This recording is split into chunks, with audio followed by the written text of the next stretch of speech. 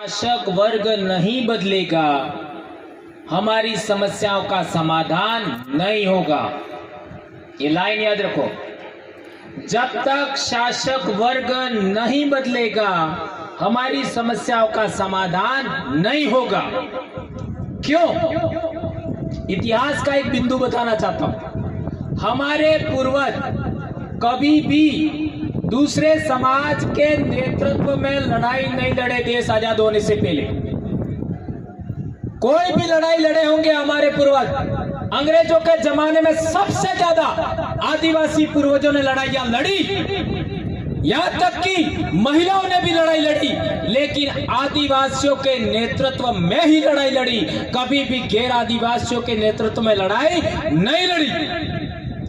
क्या लड़ी? क्या नहीं लड़ी? तो शासक वर्ग ने इसी बिंदु को पकड़ा। उस जमाने में 1932 में जो पूना पैक्ट करार हुआ, उसमें इसी बिंदु को ध्यान में रखते हुए इन लोगों ने हमारे ऊपर पूना पैक्ट लादा कि आजाद भारत के अंदर आदिवासी स्वतंत्र लीडरशिप रहेगा तो आदिवासी देश का धीरे धीरे शासक वर्ग बनेगा। ये बहुत गंभीर बात याद रखना। यदि आदिवासी समाज का स्वतंत्र लीडरशिप रहेगा, स्वतंत्र आपका निर्णय प्रक्रिया आगे बढ़ेगी, तो भारत देश में आदिवासी भी शासक वर्ग धीरे धीरे बनता जाएगा। इस बात को ध्यान में रखते हुए उन्होंने 1951 में पूना पैक्ट का जो करार था वो आदिवासियों पर लागू किया और आदिवासी के नेता चुनने का अधिकार आदिवासियों को नहीं आपका खत्म कर दिया। आदिवासियों को केवल इलेक्शन का पावर दिया, सिलेक्शन का पावर नहीं दिया। इसलिए हम लोगों ने आदिवासी जनप्रतिनिधि सिलेक्शन प्रणाली बनाई है। यह बात हमें समझना पड़ेगा।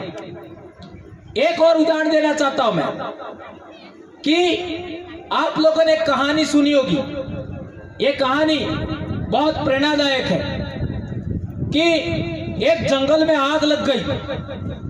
जंगल में आग लग गई तो सभी जंगली जानवर, हाथी, शेर, ऐसे बड़े बड़े जानवर थे, वो आग से दूर, जंगल से दूर जाने लगे।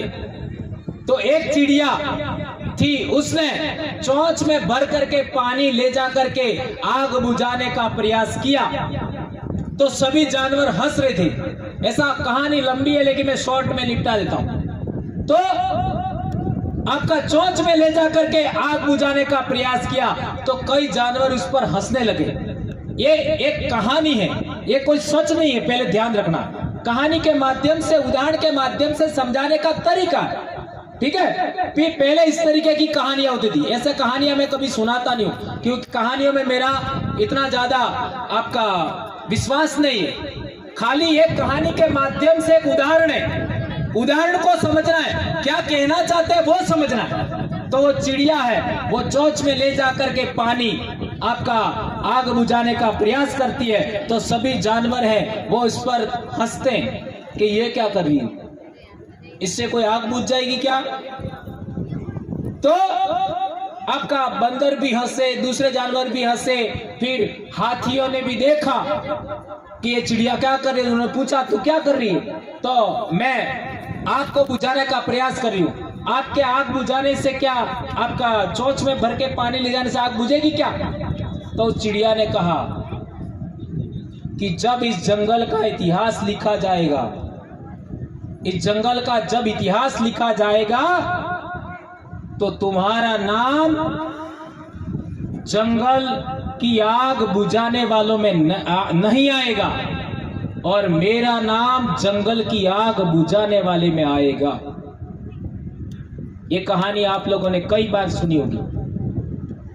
तो आदिवासियों के साथ में क्या क्या हो रहा है आज का, रतलाम का कौन सा इलाका, ग्रामीण का, उस इलाके में क्या हुआ आप सबने देखा।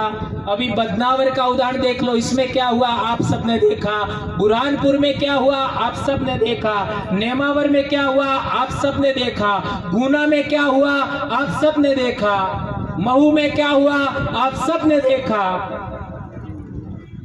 तो इस समय भी हम टिकट टिकट खेलेंगे तो हमारा नाम किस में आएगा?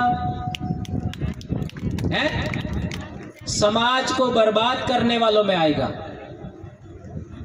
और जो लोग समाज को बचाने के लिए इस जजब पर बैठेंगे और इस समाज को मजबूत करने का प्रयास करेंगे, उनका इतिहास समाज को बचाने वालों में आएगा। तो आप लोग अपना इतिहास क्या चाहते हो? आपका अपना इतिहास क्या चाहता हो आने वाली पीढ़ी में? समाज को बचाने वाले कि समाज को तोड़ने और बर्बाद करने वाले में? समाज को बचाने में कौन कौन विश्वास करते हो? हाथ ऊंचा करो जरा। शपथ लीजिए आज के बाद हम लोग ये जो शासक वर्ग का जो आपका पार्टियां हैं उन लोगों को बाध्य करेंगे। क्या बाध्य करेंगे? कि आपका आदिवासी इलाके के अंदर जितना भी मिनरल्स है उसमें जितनी भी कंपनियां लगी हुई हैं वो कंपनियों का रॉयल्टी या स्वामित्व, दो में से एक, या तो रॉयल्टी या स्वामित्व आदिवासी को मिले। ये बात हम लोगों को आज के आने वाले समय में अपने मैनिफेस्टो में नंबर 1 पे रखनी चाहिए। ये जो सामाजिक कार्यकर्ता यहां पर बैठे हुए, नोट करिए ये बात, क्या कि शेड्यूल्ड एरिया के अंदर जो भी खनन का काम कर रही है कंपनियां, चाहे वो सरकारी हो चाहे गैर सरकारी हो, उनका रॉयल्टी या मालिकत्व आदिवासी के हाथ में होना चाहिए। इसको जो भी मानेगा उसको हम वोट करेंगे, नंबर 1। दूसरी बात, जंगल का स्वामित्व शेड्यूल्ड एरिया के अंदर आदिवासी के हाथ में होना चाहिए। जंगल उगाने का, जंगल को सुरक्षा करने का और जंगल को विकसित करने का। जंगल में जितने भी उत्पाद पैदा होते हैं, चाहे वो शहद हो, चाहे वो गोंद हो, चाहे तेंदुपत्ता हो, वो सारा आदिवासी के हाथ में होना चाहिए। ये दूसरा मुद्दा हम लोगों को अपने मैनिफेस्टो में लिखना चाहिए। ये जो सामाजिक संगठन, चाहे जयस हो, बिल सेना हो या बिल प्रदेश मुक्ति मोर्चा, बिल प्रदेश विद्यार्थी मोर्चा, कोई भी यहाँ काम कर रहे हैं, ये 2 मुद्दे सबसे आगे रखने। क्या आप इस बात को मानते हैं? हाँ या ना तो बोल सकते हो। ओके। तीसरी बात, हमारे इलाके के अंदर शेड्यूल्ड एरिया के अंदर 45% आरक्षण है, 45%, और हमारी संख्या कितनी है? 73%। तो हमारा वहां पर आरक्षण 73% की भी मांग हो रही है और ज्यादा की भी मांग हो रही है। और आपको कितना मिलता है? 21%। तो आप लोगों की तो संख्या ज्यादा है तो आपको तो ज्यादा मिलना चाहिए। तो तीसरा बिंदु इस चुनाव के अंदर आपको बोलना है, ये स्टैम्प पेपर पर लिखो। तीसरा बिंदु क्या लिखवाना है कि शेड्यूल्ड एरिया के अंदर आपका लोक संख्या के अनुपात में आरक्षण या में लिखना है, क्योंकि हम वहां वही मांग कर रहे हैं, या अनुच्छेद 244(1) की मूल भावना अनुरूप आरक्षण तो देना होगा। ये जो बात रखेगा उसको हम लोग वोट देंगे। कितना मुद्दा हो गया? 3। नंबर 4, आदिवासी इलाके के अंदर शेड्यूल्ड एरिया के अंदर तमाम प्रकार का अंग्रेजी दुकानें बाहर होनी चाहिए। अंग्रेजी शराब की दुकान समझ में आया? शेड्यूल्ड एरिया के अंदर, शेड्यूल्ड एरिया यानी आदिवासी इलाका, अनुच्छेद 244(1) का इलाका, उसके बाहर एक भी शेड्यूल्ड एरिया के अंदर अंग्रेजी शराब की दुकानें नहीं होनी चाहिए। और 5वीं बात, आदिवासी संस्कृति के विरोध में काम करने वाले तमाम संगठन पर पाबंदी होनी चाहिए। तमाम संगठन आदिवासी संस्कृति के विरोध में काम करने वाले तमाम संगठन, चाहे वो किसी के भी हो, उन पर पाबंदी बैन होना चाहिए। और 6ठी बात, शेड्यूल्ड एरिया के अंदर चुनाव ईवीएम से नहीं होना चाहिए, बैलेट पेपर से होना चाहिए। ये मांग हमको करना है। ईवीएम से जो चुनाव हो रहा है, ईवीएम भी तो मशीन है।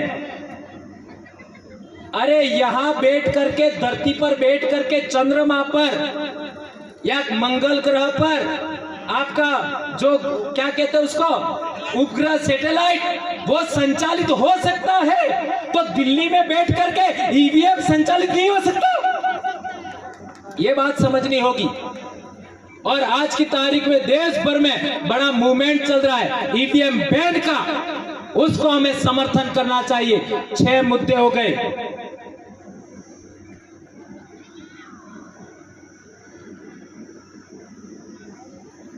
सातवां और अंतिम मुद्दा, शेड्यूल्ड एरिया में जितने भी टोल टैक्स है, शेड्यूल्ड एरिया में जितने भी टोल टैक्स है, वहां आदिवासियों का टोल फ्री होना चाहिए। शेड्यूल्ड एरिया के अंदर जितने भी टोल टैक्स है रोड पर, वो आदिवासियों के लिए टोल फ्री होना चाहिए। उसके लिए इंडिजिनस कार्ड होना चाहिए। और इंडिजिनस कार्ड बताया, टोल फ्री।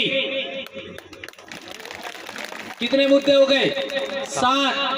ये 7 मुद्दे अभी भाई लोकेश भाई और आप जो भील सेना वाले शंकर भाई और जो भी संगठन करता है यहाँ पर, अब इवन आपका डामोर सर, आपके भाई राय साहब और डामोर सर, जितने भी आप लोग साथी है, कामत सर, आप लोग ये कंप्लीट आपका ये मुद्दे लिख करके तैयार रखिए। स्टाम्प पेपर पर 500 रुपए के स्टाम्प पेपर पर लिख कर रखिए। और जो भी लोग संगठन के नाम पर स्टाम्प खरीदिए और जो भी लोग इस पर साइन करते हैं और आपका वीडियो बना करके समर्थन करते हैं, इसके अलावा किसी को भी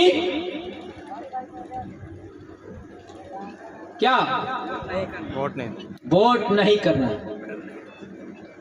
हम भले आपका क्या कहते हैं नोटा को कर दो, लेकिन ऐसे समाज के विरोधी लोगों को, समाज को बर्बाद करने में काम करने वाले लोगों का समर्थन करने वाले लोगों को हरगिज अब हम लोग समर्थन नहीं करेंगे। ये बात मैं कहना चाहता हूं। दोस्तों, एक महत्वपूर्ण बात,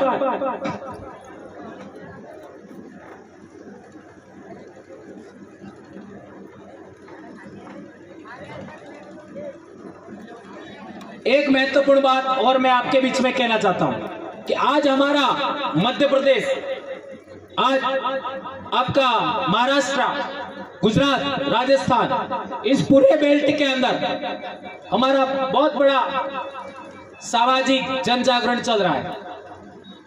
क्या जन जागरण चल रहा है कि हमारा भील प्रदेश बनना चाहिए। तो क्या आप लोग इसका समर्थन करते हैं? बहुत अच्छी बात है। ये क्यों, ऐसा क्यों मैं कह रहे? तो देश आजाद होने से पहले भी भील टेरिटरी का अपना नक्शा था और हमारे देश के अंदर भाषा के आधार पर अलग अलग राज्य बने। गुजरात का देख लो, महाराष्ट्र का देख लो, और कोई राज्य, पंजाब को देख लो। ये जो आपका राज्य है वो भाषा के आधार पर बने। तो भीली भाषा का क्या हुआ भाई? भीली बोली का क्या हुआ भाई? उसके आधार पर क्यों नहीं हुआ? तो ये बात हमें आगे बढ़ानी है। और एक बात ध्यान रखो कि भील एक ऐसी कम्युनिटी है, भील प्रदेश ही क्यों बोल रहे इसके लिए समझा रहा हूं। भील एक ऐसा कम्युनिटी है जो उनके शास्त्रों में भी इंसान के रूप में नाम है। रामायण में देख लो, महाभारत में देख लो और अन्य शास्त्र देख लो, इनमें भीलों को इंसान के रूप में दिखाया है। और तमिल भाषा को संस्कृत से भी पुरानी भाषा मानते हैं और तमिल भाषा के अंदर भी भीलों का उल्लेख है। सिकंदर के आक्रमण के जमाने में भी भीलों का उल्लेख है, ठीक है। और दूसरे आदिवासी थे, उनको शास्त्रों में जानवर दिखाया, किसी को रीछ दिखा दिया, किसी को बंदर दिखा दिया, किसी को राक्षस कह दिया, किसी को भालू कह दिया, आप सब जानते हो। किसी को कौवा कह दिया, किसी को गिद्ध कह दिया, वो रामायण में आप रेफरेंस देख सकते हो। लेकिन भील को इन्होंने इंसान ही दिखाया। और ऐसा क्यों किया ये आप सब जानते होंगे कि जिस इलाके से वो लोग आए थे तो सबसे पहले उनको भील टेरिटरी में ही वो प्रवेश हुए थे और भील इलाके में ही आए थे, इसलिए भीलों को इन्होंने इंसान के रूप में दिखाया। अब आज की तारीख में हमारे मध्य प्रदेश में हम देखते हैं तो 1931 का सेंसस, 1931 के सेंसस में जनगणना में लिखा है कि गया है कि भिलाला, बारेला, मानकर, पटलिया और एक और कोई था, यानी 5-6 ये समाज है वो भील के सब क्लास हैं, भील के सब क्लास है, उपवर्ग है, ये लिखा हुआ है। मैं राजस्थान में हमारे इलाके में जो मीणा भाई है उन्होंने एक मेरे को सवाल रखा ग्रुप मीटिंग में कि यार तुम्हारे भीलों का तो बहुत सारा संस्कृति भी है, भाषा भी है, पहनावा भी है, आपका आभूषण भी है, वाद्य यंत्र है, लेकिन हमारे सामने बहुत बड़ी समस्या है कि हम हमारे समाज को ये बातें कैसे सिखाएं। उन्होंने मेरे को ऐसा सवाल किया तो मैंने उनको जो उदाहरण दिया वो आपके सामने समझाना चाहता हूँ। मैंने उनको सवाल करा कि 11वीं-12वीं शताब्दी में मीणा राजा थे। यह बहुत महत्वपूर्ण बात है, ध्यान रखिए। 11वीं-12वीं शताब्दी में मीणा राजा थे। उससे पहले मीणा राजा थे, उसका क्या उदाहरण है? उससे पहले मीणा यहां रहते थे, उसका उदाहरण क्या है? तो वो कहते हैं मत्स्य जनपद था। तो मत्स्य से मीणा कैसे हो गए भाई? ऐसा मैंने पूछा। और जो मत्स्य लिखा है वो तो किताब में लिखा हुआ है। पुरातात्विक प्रमाण क्या है?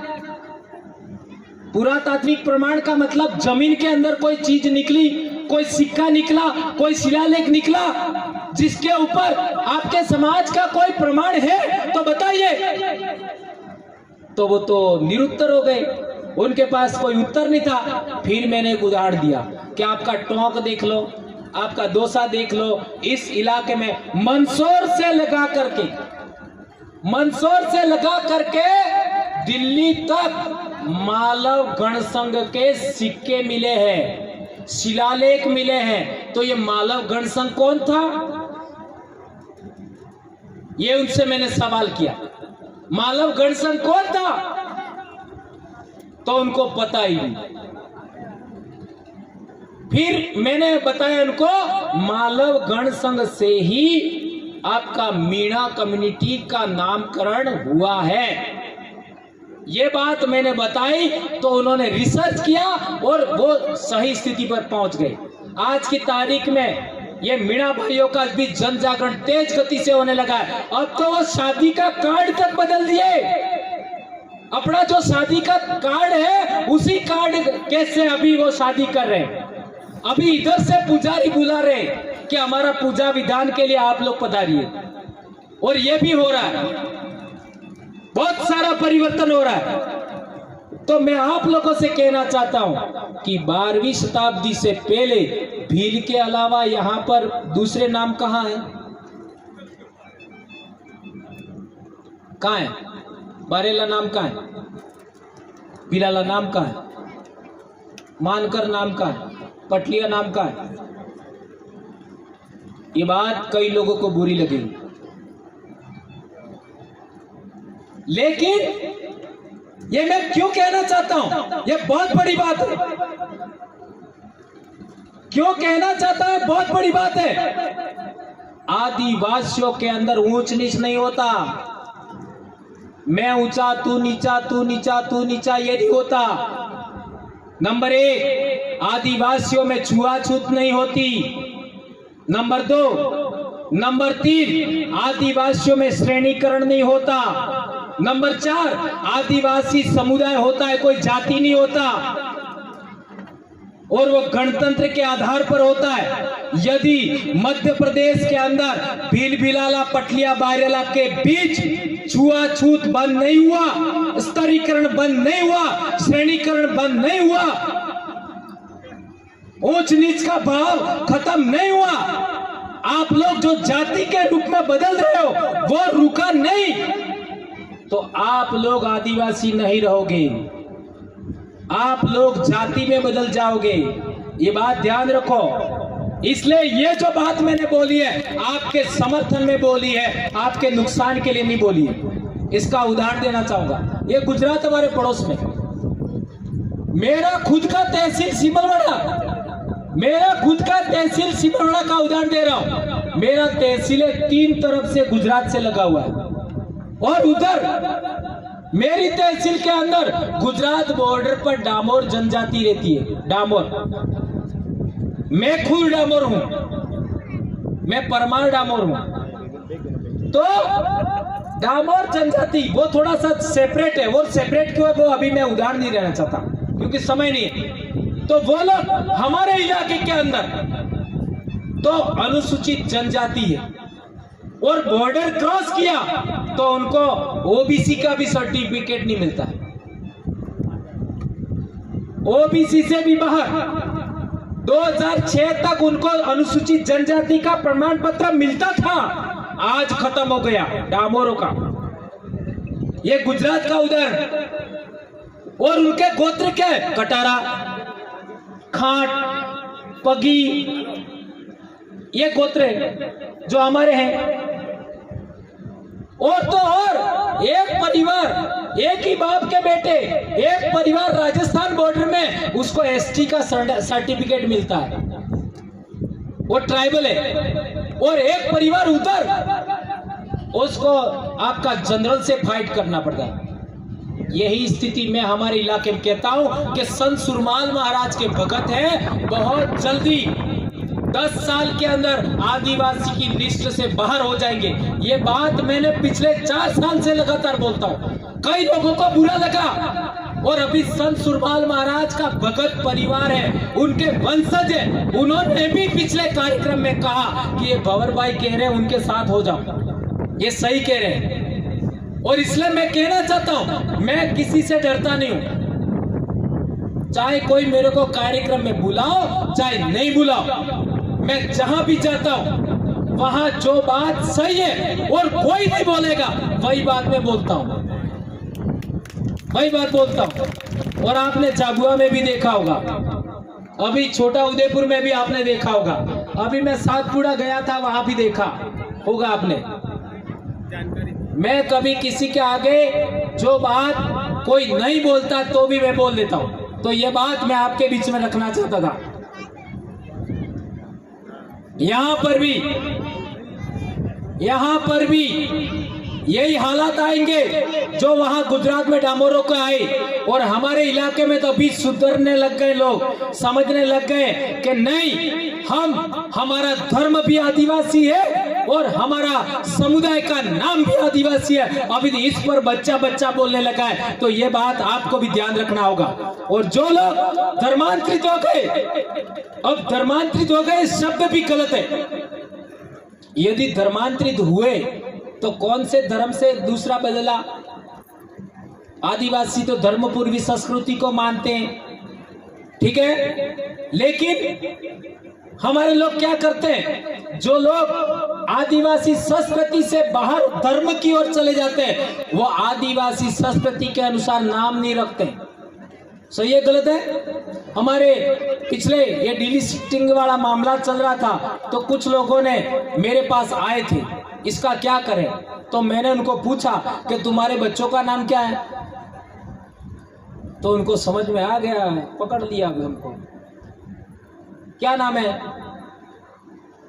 आजकल कैसे नाम रखते हैं? तो कोई जैकब, कोई स्टालिन, कोई माइकल। अच्छा, तुम्हारे दादा का नाम ऐसा था क्या? नहीं था। तो ऐसा नाम रखने में तुमको क्या मजा आ गया? ये नामकरण पुनर्विचार करिए, ये संस्कृति के लिए बोला है मैंने। और विवाह पद्धति का उदाहरण देख लो, तो हमारे फेरे लेते हैं, लेते नहीं लेते, और हमारे उधर तो जमाई भी फेरे दिलवाता है, और हमारे बुआ होती है वो भी फेरे दिलवाती है, और उधर तो फेरों का कोई मतलब भी नहीं है। ये जो ईसाई धर्म की ओर चले गए उनके लिए कहना चाहता हूं, ईसा मसीह हमारा बाप था क्या? बाइबिल कोई हमारी भाषा में है क्या? क्या वो हमारे देश में पैदा हुए थे क्या? तो क्यों जा रहे उधर?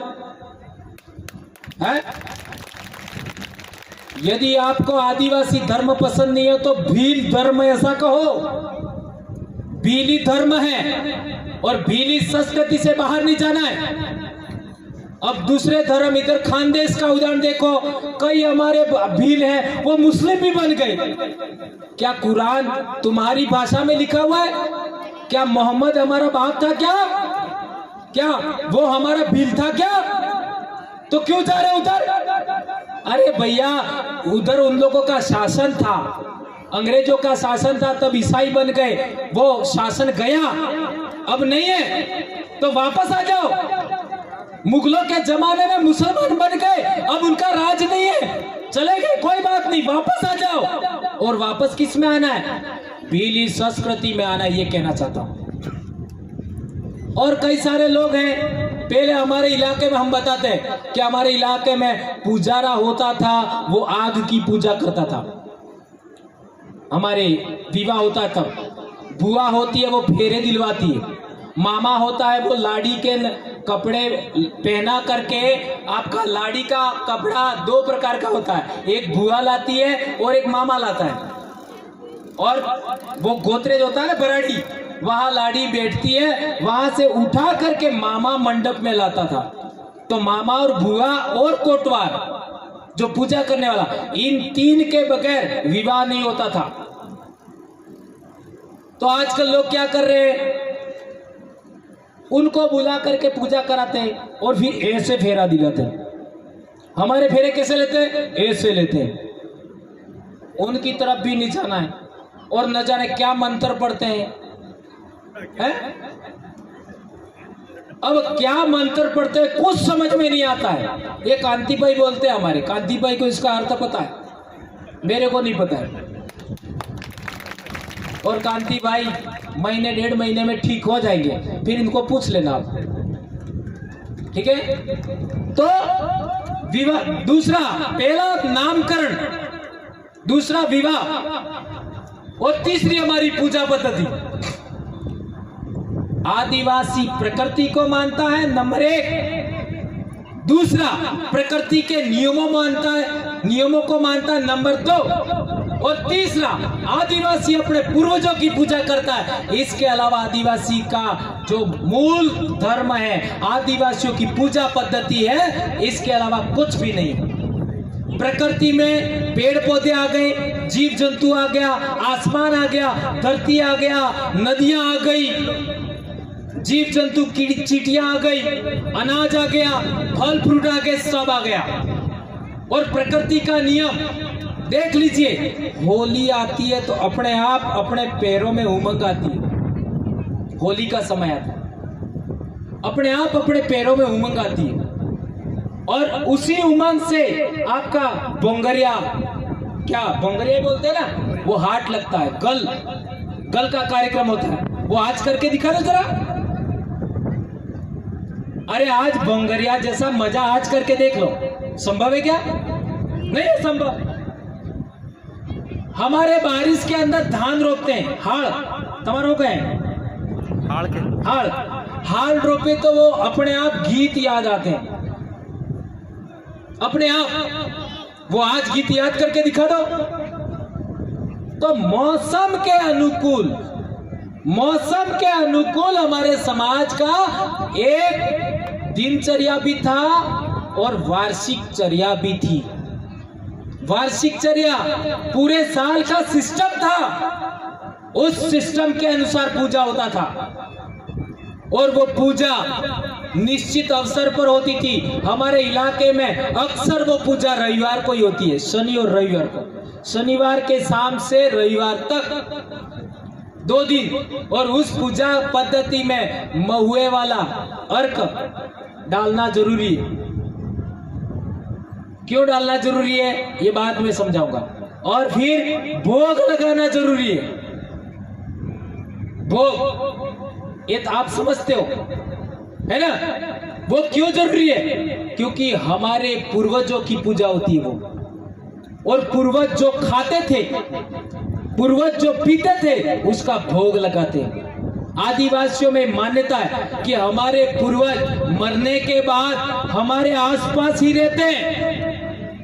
पूरी दुनिया के अंदर आदिवासियों में मान्यता है कि मरने के बाद भी जीवन होता है, इसलिए गाथा स्थापना करते थे। पहले ये राजन भाई के पापा बोल रहे थे ना, पहले शीरा लगाते थे। हमारे उधर शीरा बोलते हैं, बाबा डोगरा ऐसा भी बोलते हैं, और 14 को इनकी पूजा होती है। तो वो मरने के बाद भी जीवन होता है, ये आदिवासियों में मान्यता था। इसलिए हर एक काम करने के लिए, विवाह का काम, खेती बाड़ी का काम, त्योहार मनाने का काम, हर एक काम में पूर्वजों की पूजा होती थी। और पूर्वजों की पूजा के लिए वो 2 चीजें जरूरी थी, महुए का अर्घ और भोग। भोग बकरे का भी होता था, मुर्गे का भी होता था। और समोई देवस्थल पर हमने देखा, वहां तो मुर्गा नहीं है तो अंडा भी रखते। सही कह रहा हूं, गलत कह रहा हूं? है ना, अंडा भी। और अपने आदिवासी इलाके में मान है ना, मोटा धनी नहीं मोटी मान भी थाती थी। ये सब हमारी पूजा पद्धति थी। सलावणी और आपका बहुत सारी बातें हैं, इन चीजों को हमें जिंदा रखना है। इसलिए मैं यहाँ पर एक महत्वपूर्ण बात आपके बीच में रखी, जो लोग धर्मों की ओर चले गए हैं, लौट आइए आदिवासी संस्कृति में, भीली संस्कृति में लौट आइए, मैं कहना चाहता हूँ। नंबर 1। नंबर 2, जो दूसरों के संगठनों में चले गए हैं, आप भी लौट आइए। और नंबर 3, दूसरों की पार्टियों में चले गए हैं, वो भी लौट आइए। नहीं तो ये सामाजिक क्रांति, आज जो बच्चे पढ़ रहे हैं, आज जो बच्चे समझ रहे हैं, वो आने वाले समय में आपके लिए इतिहास लिखेंगे। मेरा पिताजी G4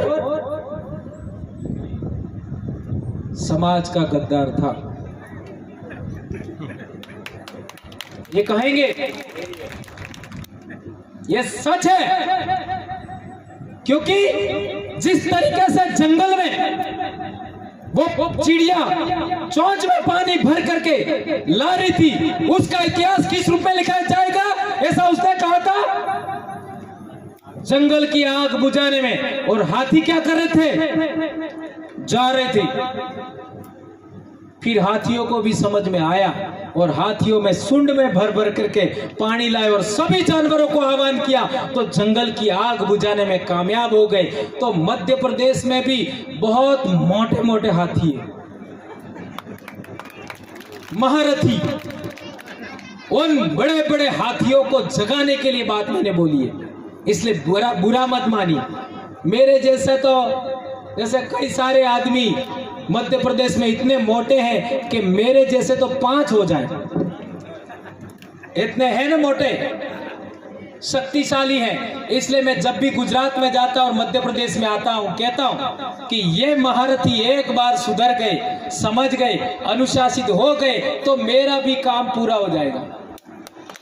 इसलिए मैं कहना चाहता हूं, मैं उस चिड़िया के रूप में हूं, और कोई लिखे या ना लिखे, मैं जिनका नाम जानता और समाज से गद्दारी लिखेंगे, एक किताब तो मैं लिख चुका हूं, दूसरी किताब लिखूंगा, उसमें नाम जरूर लिखूंगा। एक तो लिख चुका हूं, आदिवासी परिवार विजन बुक में लिख चुका हूं, और अब दूसरी किताब लिखूंगा, उसमें झाबुआ में कौन कौन थे, रतलाम में कौन कौन थे, धार में कौन कौन थे, खरगोन में कौन कौन थे, बड़वानी में कौन कौन थे, अलीराजपुर में कौन थे, खंडवा में कौन थे, ये भील प्रदेश की टेरिटरी में किन किन ने समाज के साथ गद्दारी किया है, नाम सहित लिखूंगा और जिला सहित लिखूंगा, लिस्ट बनाऊंगा, और वो आने वाली पीढ़ी पढ़ेगी। कोई लिखे या नहीं लिखे। और ये बात मैं इसलिए कह रहा हूं, महारथियों को, इन हाथियों को दिशा देने के लिए, जगाने के लिए, अनुशासित करने के लिए, जाजम पर बैठने के लिए।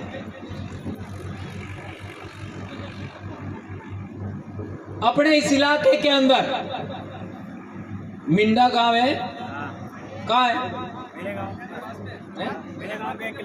भाई राजन भाई के गांव के पास में है, या मिंडा, मिंडा से कौन सी नदी निकलती है? माही, मई मताई, मई मताई है ना। तो आपके इलाके से पानी हमारे इलाके में आता है, आता है कि नहीं आता है?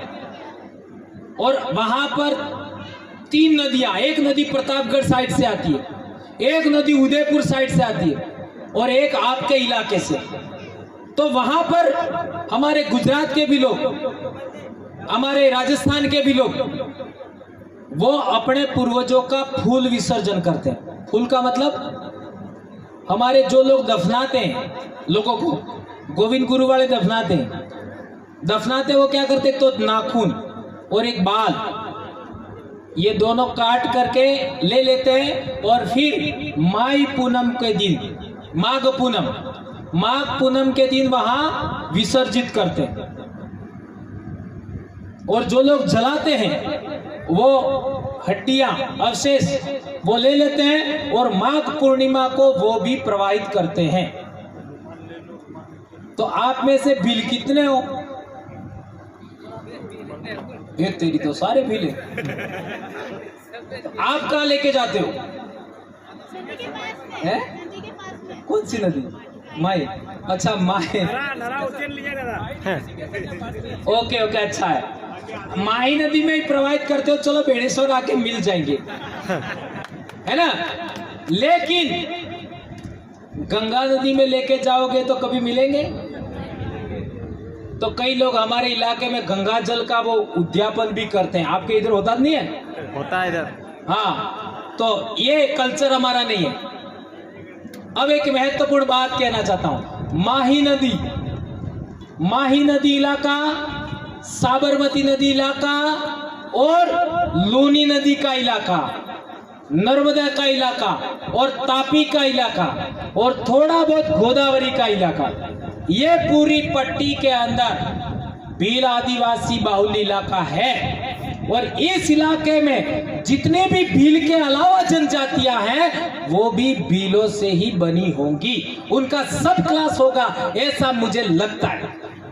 और कोई नहीं माने तो कोई दिक्कत नहीं है, लेकिन हमको इक्वलिटी के आधार पर काम करना, ये ध्यान रखना है। आज के बाद याद रखो, भील भीलाला बराबर, इनमें ऊंच नीच नहीं, छुआछूत नहीं। भील भीलाला पटलिया बारेला जो भी हो बराबर, इक्वल।